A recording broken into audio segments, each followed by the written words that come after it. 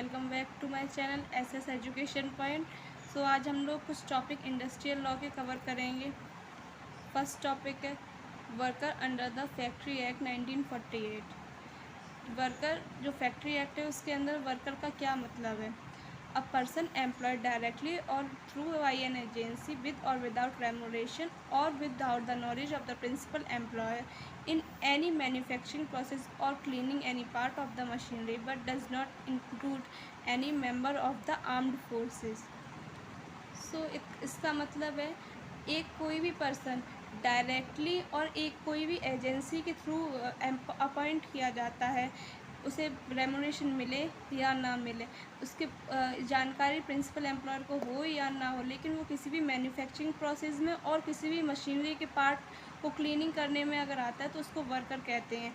लेकिन वो किसी भी आर्म्ड फोर्सेस मतलब जैसे नेवी, आर्मी फोर्सेस, इसमें नहीं होना चाहिए, उसी को हम लोग वर्कर कहते हैं। Second topic is industrial dispute.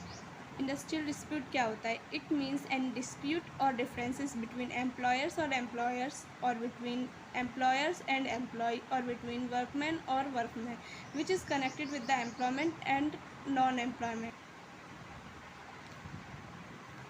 सो इसका मतलब है जब भी कोई भी मतभेद एम्प्लॉयर्स और एम्प्लॉयर्स के बीच में हो जाता है, एम्प्लॉयर्स और एम्प्लॉय के बीच में हो जाता है और एम्प्लॉय के बीच में होता है, जो कि एम्प्लॉयमेंट से या फिर किसी भी ना एम्प्लॉयमेंट से रिलेटेड होता है, उसको हम लोग इंडस्ट्रियल डिस्प्यूट।